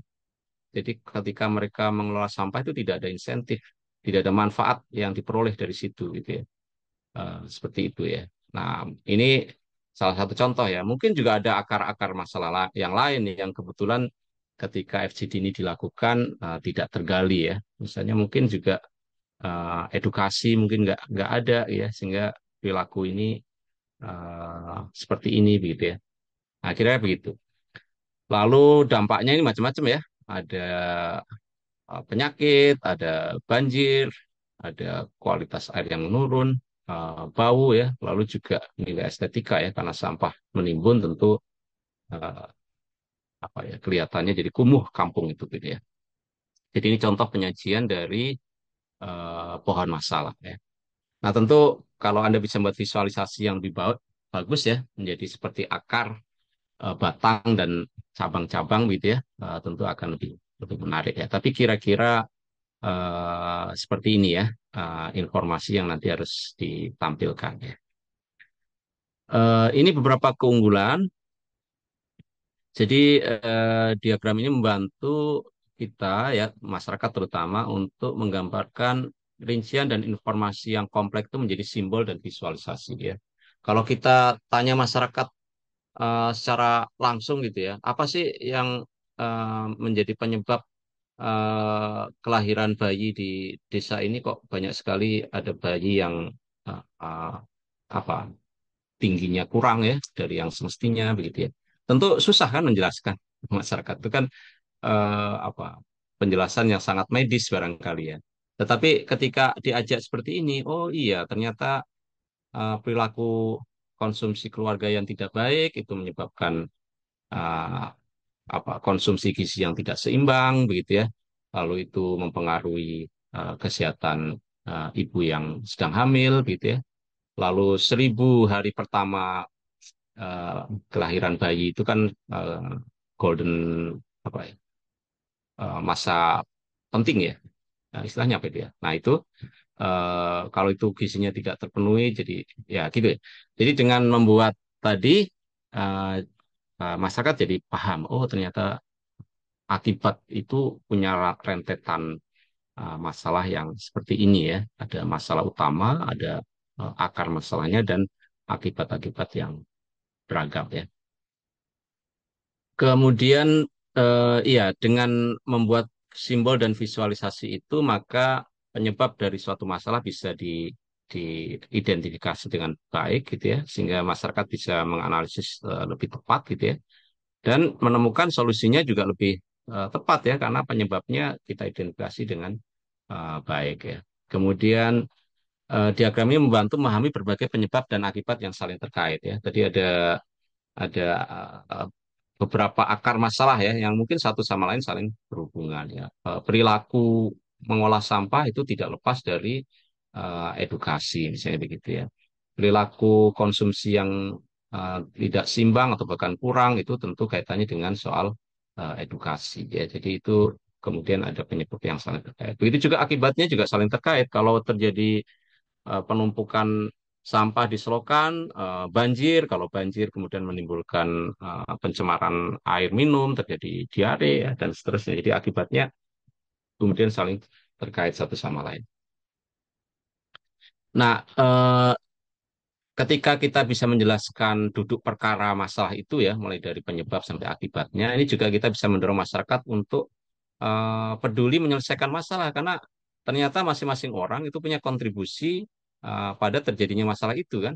Jadi masalah itu ternyata juga sebagian dari ulah mereka juga ya kalau mereka tidak mau mengolah sampah misalnya begitu. Jadi kita bisa mendorong mereka untuk terlibat ya dan itulah inti dari pemberdayaan ya. Inti dari pemberdayaan kan membuat masyarakat tuh sadar akan masalah dan sekaligus juga potensi mereka ya. Sehingga mereka berdaya untuk menyelesaikan masalahnya sendiri ya. Tetapi kalau eh, untuk menyelesaikan masalah itu mereka bergantung kepada pihak luar ya, bergantung kepada NGO, bergantung kepada bantuan gitu ya, itu belum berdaya sebetulnya ya. Jadi hakikat pemberdayaan itu justru membuat masyarakat tuh punya kemampuan, kapasitas, punya power gitu ya, kekuasaan, kemampuan ya, untuk pada akhirnya bisa menyelesaikan masalah mereka sendiri ya. Kemudian diagram ini juga menyediakan ruang yang cukup untuk berimprovisasi dan berinovasi ya. Jadi ada kalanya kemudian satu identifikasi mengenai akar masalah bisa membuka pengetahuan kita mengenai rentetan akar masalah yang lain gitu ya. Sehingga kalau itu kita potong, ternyata akar masalah itu sendiri adalah akibat dari akar masalah yang lebih jauh gitu ya. Jadi itu bisa kemudian kita buat satu FGD lain ya. Kok perilaku konsumsinya itu kan akar masalah ya. Kok seperti ini sih di dusun ini? Apa sih masalahnya? Lalu itu kita jadikan sebagai satu masalah ya. Lalu kita bikin FGD lain untuk melihat akarnya seperti apa ya. Ternyata pola konsumsi yang tidak seimbang itu disebabkan mereka nggak paham ya edukasi berarti. Atau mereka nggak punya waktu karena sibuk berkarir ya orang tuanya. Ya. Atau mungkin ada masalah ya perceraian misalnya gitu ya, macam-macam ya, atau tidak adanya sinergi antara eh, desa begitu ya dengan sekolah misalnya. Padahal yang berkaitan dengan visi kan dua pihak itu juga misalnya ya. Jadi kita kemudian bisa berimprovisasi lebih lanjut ya. Kemudian dengan penyajian secara visual semacam ini, kita juga mendiskusikan dengan bantuan kertas dan segala macam tadi. Itu membuat fasilitator bisa mendorong siapapun peserta FCD itu untuk bisa memahami masalahnya, menyampaikan pandangannya, dan pada akhirnya juga memberikan penyadaran ya untuk mereka berbuat sesuatu. Kira-kira begitu ya. Terakhir, tentu kita juga menyadari tidak ada satu teknik itu yang bisa menyelesaikan semuanya ya. Jadi tentu ada keterbatasan.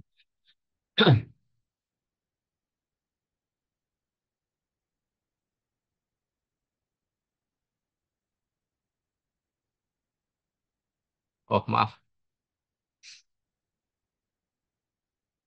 sebentar, saya salah salah menyajikan. Jadi itu beberapa eh, eh, kelebihan ya. Tentu juga tidak lepas dari eh, keterbatasannya ya. Jadi misalnya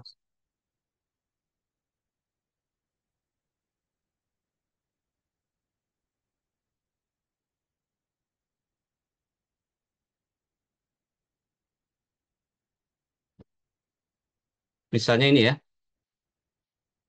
berbeda dengan diagram Venn, eh, bicara mengenai alur proses itu jauh lebih kompleks ya, jauh lebih kompleks karena kita merunut mata rantai dari suatu masalah ya, baik merunutnya ke belakang menyangkut akar maupun ke depan menyangkut cabang ya atau dampak ya.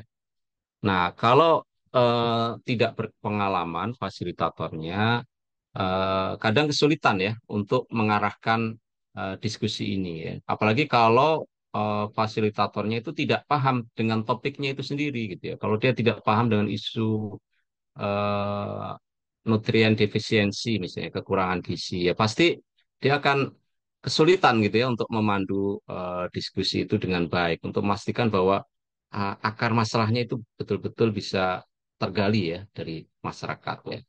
Jadi itu keterbatasan dari metode ini karena ini metodenya sangat eh, kompleks ya. Lalu seringkali karena eh, apa ya terlalu kompleks ini ada kecenderungan fasilitator itu jadi sibuk dengan alur prosesnya ya. Untuk menjelaskan ini akar ini masalahnya ini akibatnya ya. Apalagi kalau fasilitatornya tadi tidak tidak punya pemahaman yang utuh ya mengenai masalah itu, sehingga peran si fasilitator ini jadi lebih dominan ya ketimbang masyarakatnya ya. Nah ini seringkali juga terjadi kalau fasilitatornya kurang berpengalaman ya. Atau kadangkala fasilitator itu mungkin sudah memperoleh informasi awal, tetapi eh, karena dia tidak bisa membawa arah diskusinya kepada akar, maka dia tergerak untuk menyampaikan pengetahuannya ya, karena mungkin dia sudah tahu dari wawancara sebelumnya. Sebetulnya masalah akarnya ini loh Pak atau Bu gitu ya. Jadi si fasilitator sendiri yang kemudian menyampaikan informasi itu ya. Nah, itu eh, sebetulnya tidak suatu yang ideal ya di dalam HCD di mana FGD yang sifatnya partisipatoris itu diarahkan supaya pengetahuan itu lahir dari masyarakat itu sendiri ya. Nah, akibatnya apa kalau begitu? Akibatnya adalah diagram sebab akibat tadi itu dalam bentuk pohon masalah itu seringkali lebih banyak lahir dari arahan fasilitator ya ketimbang pemahaman masyarakat sendiri untuk mereka mengidentifikasi dalam kertas-kertas yang berbeda warna tadi itu lalu menempatkannya sesuai dengan urutan proses yang tepat ya, mana yang akar secara langsung, penyebab langsung, mana yang tidak langsung, mana yang akibat langsung, mana yang tidak langsung. Nah, itu seringkali lebih diarahkan oleh fasilitator ketimbang hasil dari exercise si peserta FGD itu sendiri. Jadi kira-kira begitu untuk eh, topik yang kedua ini. Saya kembalikan ke Pak Rajib. Baik, terima kasih Pak Sohib. Pohon masalah barusan sudah kita dengarkan ya pemaparan dari Pak Sohib, teman semuanya. Mangga jika ada yang mau berkomentar, bertanya, boleh terkait dengan pohon masalah ini. Berarti Pak Sohib, pohon masalah ini memang bukan lagi untuk mengidentifikasi masalah ya, berarti langsung sudah diputuskan ya masalah Iya. utamanya apa, dari situ kita perdalam gitu ya untuk memperdalam dari tadi ya sebab dan akibat pohon masalah. Jadi bagi Iya, teman-teman betul. yang mau menggunakan ini untuk mengidentifikasi masalahnya mungkin ya dengan FGD yang lain ya, atau dengan Iya, observasi untuk menentukan masalahnya dulu apa, atau sudah diidentifikasi nanti berarti biasanya yang di pohon masalah ini masalah yang paling dianggap paling utama gitu ya Pak paling Soeb utama yang ya. Betul.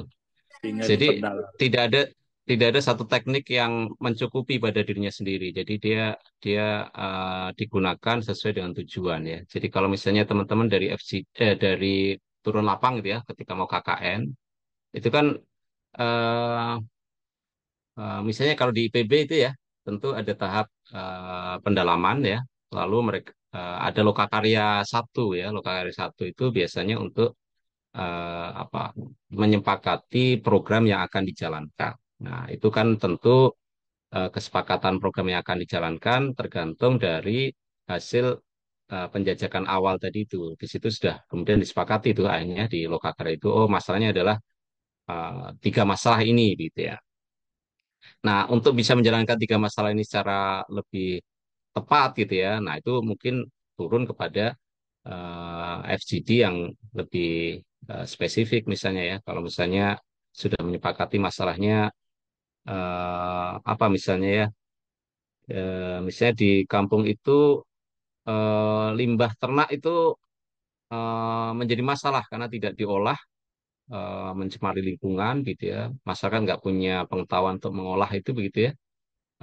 Nah itu kemudian masalah itu bisa di FGD-kan dengan eh, apa teknik yang lebih lebih relevan ya. Jadi kita kita ketika mau melakukan analisis pohon masalah itu memang harus sudah menyepakati terlebih dahulu apa sih masalah yang mau diangkat. Ya.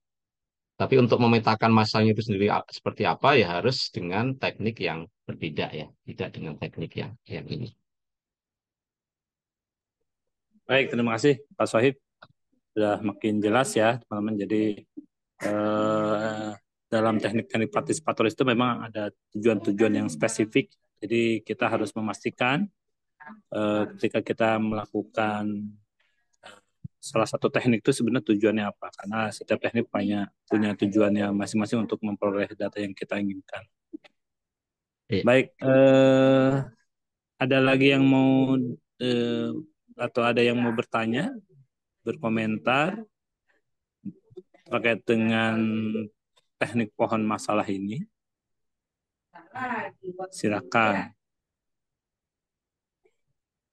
Berarti Pak Sohib mungkin ketika kita sudah menentukan apa masalah utama yang akan dibahas dalam pohon masalah, maka pesertanya pun yang mestinya berkaitan dengan masalah tersebut ya. Betul, betul, betul sekali. Jadi nggak mungkin kita membahas topik stunting gitu ya, tetapi eh, pesertanya tidak melibatkan ibu-ibu misalnya ya kan nggak mungkin itu. Nah, jadi ya itu disesuaikan karena itu tadi itu hampir semua teknik partisipatoris kan dilakukan dengan FGD ya kecuali transek ya transek itu kan kita apa ke lapangan ya melihat apa kondisi bentang alam dan segala macam. Tapi itu nanti hasilnya kan tetap juga kembali ke FGD juga ya. Nah sehingga pedoman-pedoman di dalam FGD itu semua berlaku untuk teknik partisipatoris apapun dengan teknik apapun ya. Nah, di dalam FGD tadi kan sudah disampaikan bahwa dia harus dipersiapkan dengan baik siapa pesertanya sesuai dengan topik yang dipilih dan tujuan dari diskusi mengenai topik itu. Nah, itu akan menentukan siapa pesertanya gitu ya. Juga sampai menentukan pilihan lokasinya gitu ya. Kalau kita ingin mengajak diskusi ibu-ibu gitu ya, mungkin tempatnya jangan-jangan nggak di kantor desa yang lebih pas ya. Karena meskipun nggak diundang ya tadi itu ya, misalnya bisa saja aparat desa tahu-tahu nyelonong lalu mempengaruhi begitu ya. Mungkin kita harus cari lokasi yang lebih nyaman buat buat ibu-ibu, misalnya begitu ya. Jadi itu pertimbangan-pertimbangan teknis juga sangat sangat penting ya ketika kita mau melakukan FGD itu sesuai dengan topik dan peserta yang mau dilibatkan. Baik, Pak Soeb tadi kan salah satu teknis ya untuk memudahkan dalam proses FGD pohon masalah ini kan tadi pakai instrumen kartu-kartu ya. Misal kartu untuk Iya, yang iya. sebab warnanya apa, yang akibat warnanya apa. Nah, misalnya ketika kita melakukan proses FGD itu para peserta menuliskan di kartu-kartu tersebut. Nah, ketika misalnya kita baca nih, kita lihat atau kita baca, menurut kita kok ini harusnya bukan akibat tapi sebab. Misalnya ini Iya, iya. ini harusnya sebab nih bukan akibat, kok dia nulisnya di sebab atau kebalikannya. Nah, apakah Mm-mm. kita boleh untuk mengoreksi atau kita coba konfirmasi atau sampai sejauh mana sih fasilitator itu dalam atau harus apa adanya aja gitu Pak Soeb, sesuai Mm-mm. dengan apa yang mereka tuliskan dan pahami gitu. Iya, biasanya kalau ya itu memang tidak selalu mudah, makanya kelemahan dari metode teknik ini karena sangat kompleks ya, dan kadang peserta juga tidak terlalu paham mana sebab mana akibat gitu ya. Itu ada godaan semacam itu kita mengarahkan ya. Tapi biasanya juga itu kalau diskusinya kita bawa lebih ini ya, lebih baik gitu ya. Di antara peserta itu bisa saling mengoreksi ya. Mungkin ada peserta yang lebih lebih paham itu. Kayaknya itu bukan akibat deh, tapi itu sebab ya. Jadi kita bisa memberikan apa ya suasana diskusi yang kemudian lebih hidup gitu ya, sehingga di antara peserta itu bisa saling saling mengoreksi. Nah, makanya sebelum ditempelkan ya kartu-kartu tadi itu baiknya dibacakan masing-masing peserta membacakan apa saja sih sebab-sebabnya gitu ya. Sehingga dari semua membacakan itu di antara peserta itu sudah saling berinteraksi sebetulnya ya. Dan kita bisa mendorong apa bapak-bapak, ibu-ibu setuju bahwa ini adalah sebab dari masalah ini atau ini bukan sebab gitu ya. Jadi kita kembalikan kepada peserta. Nah, sehingga ketika masing-masing peserta sudah punya pemahaman dari hasil diskusi itu, ketika kemudian kartu-kartu tadi ditempelkan, itu akan lebih ini ya, level pengetahuan mereka lebih lebih meningkat gitu ya. Dan kembali ketika mereka sudah menempelkan di sebab itu, kita kembalikan kepada peserta. Ini semua sudah menggambarkan sebab Bapak Ibu atau ada satu dua yang sebetulnya nggak disebab nih, tapi akibat ya. Nah, keputusannya kita kembalikan kepada mereka. Jadi jangan kita tergerak. Oh ini akibat Bu, bukan sebab gitu ya. Nah, itu akan mendiscourage ya, mendiscourage. Jadi kembalikan kepada diskusi di peserta itu sendiri. Baik, terima kasih ya. Ini juga ya godaan kita ya Pak Soeb ya sebagai Iya, akademisi betul. ya. Dengan seperangkat pengetahuan yang kita sudah miliki, jadi kadang-kadang suka, aduh ini salah nih, Mak. Tapi karena ini partisipatoris, nah jangan sampai malah mencederai atau melanggar prinsip utama partisipator itu sendiri ya, dengan kita Iya, mengkoreksi betul. dan mengintervensi tadi. Iya, betul. Baik, menarik ya teman-teman tadi apa yang disampaikan. Saya kira semakin merefresh kalau teman-teman yang sudah belajar, pagi kalau teman-teman yang belum, agar nanti dalam pelaksanaan teknik ini bisa tadi dicermati hal-hal yang tadi yang sudah disampaikan. Pak Soeb, ini sudah pukul Iya, kayaknya udah 14.41. habis ya. Iya.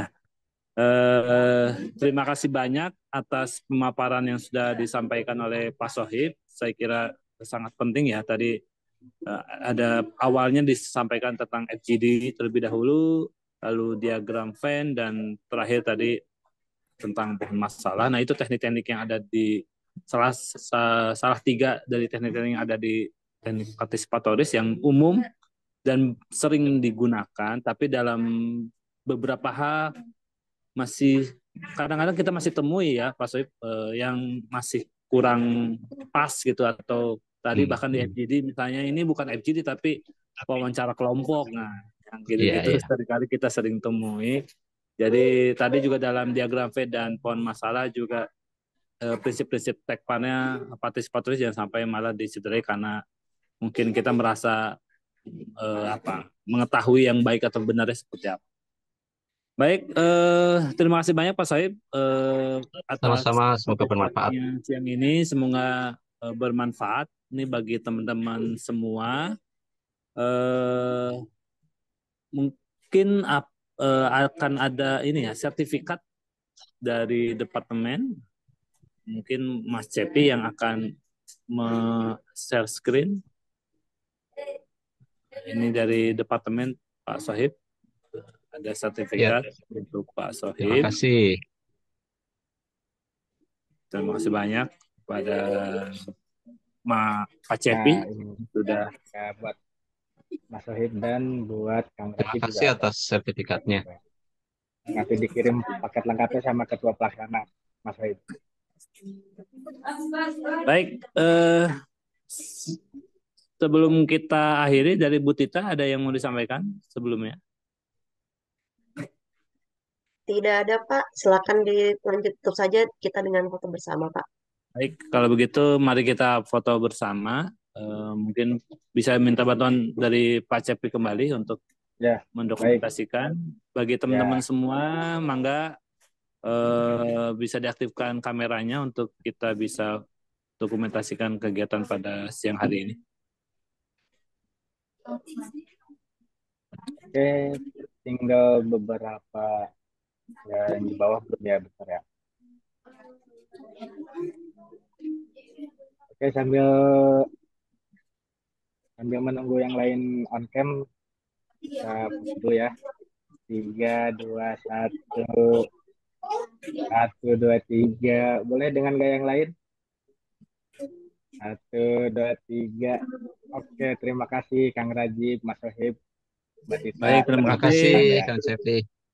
Semuanya. Baik, kalau begitu saya tutup pertemuan pada hari ini. Sekali lagi terima kasih pada Pak Sohib yang sudah berbagi ilmu pengetahuannya pada kita semua. Semoga bermanfaat buat teman-teman semua ya. Baik, saya tutup. Wassalamualaikum warahmatullahi wabarakatuh. Hatur nuhun semuanya. Waalaikumsalam. Terima kasih Mas Sohib, Pak Rajib, Mas Cepi. Sama-sama, makasih. Selit ya.